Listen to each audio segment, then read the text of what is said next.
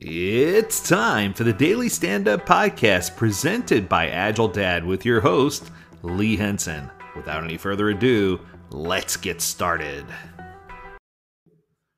One of my students just made me aware that I may have a competitor to grow, which shocked me. And for those of you who aren't aware, I've been using the GROW technique or the GROW method for quite some time. And GROW is an acronym. It stands for what is our goal? What is our reality? What are our opportunities? And what will we commit to do today? And I think that a lot of people have replaced opportunities with options or used them interchangeably, and I'm good with either of those. But someone came up with something that they call the simple, powerful 5-step framework to make better decisions. Now, GROW is a technique that I use to help overcome challenges, to help people grow, no pun intended, to help people get to realization of where they are and what might be stopping them from making forward progress. But this 5-step technique was really interesting to me.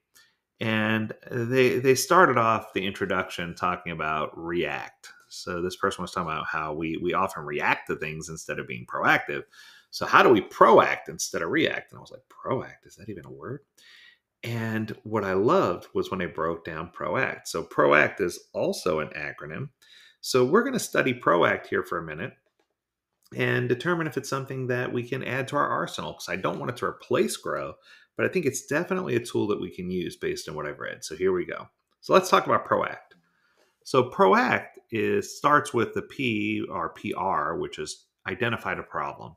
So what problem are you struggling from? What problem are you trying to solve? Why are we at this point where we need to reach a decision? And do we fully understand the nature and context of the problem?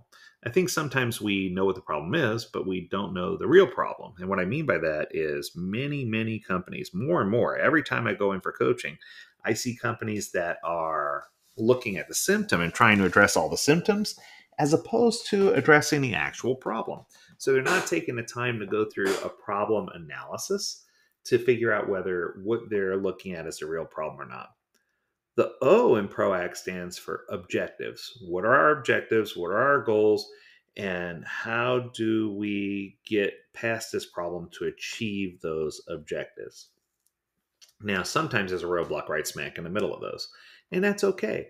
I think that as long as we understand the problem and we understand the objectives, this framework could be going in the right direction. The A stands for alternatives, which in my mind is options. So it's pretty much the same as saying, okay, what alternative paths do we have? What are our alternatives? How can we get there? What are our options? So it's bringing you right down that same path. So we have the problem, we have the objectives, we have the alternatives, and then the C, this is one that's not part of GROW. What are the consequences of doing this action? Which is really interesting because sometimes I don't think we take into consideration the consequences. Now, in many cases, when I'm using GROW, there are no consequences. I'm using GROW to learn more, to help me understand something. I'm not using GROW to solve a problem. So I think that these two are mutually exclusive and different, but they do have many similarities in the type of information gathering that you're going through and the type of information that you're collecting to make a decision. But I do think it's important to understand both positive and negative consequences as a result of making or going with the decision that you're proposing. So when you consider the problem, make sure you're looking at the real problem and not just the symptoms of the problem. When you're looking at objectives or goals, make sure everyone's on the same page with that objective, that we have a North Star, and we don't all have to be perfectly aligned, but that we're closely aligned to that North Star and we know exactly where we're trying to get. Make sure we know what options or alternatives we have to get there. Make sure we understand positive and negative consequences of doing so. And then finally, are there any trade-offs that we can make to get to market faster or to solve the problem quicker or to reach the solution that we're trying to reach? What are the trade-offs? What are we giving up in order to get this solution?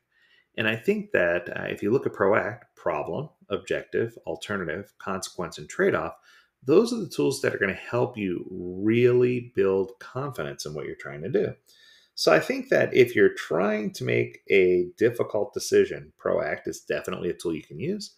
I think that if you're trying to explore, understand, or find out more and learn more about something you don't necessarily know about, or trying to build confidence in a team member, or trying to simmer down some people who may be hot and heavy about you doing specific things, help me understand and grow are definitely the two techniques that I still recommend to get through that.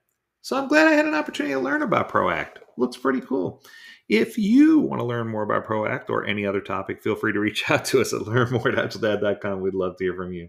As always, we encourage you to stay healthy, stay well, and stay agile, my friends. Until next time, do take care.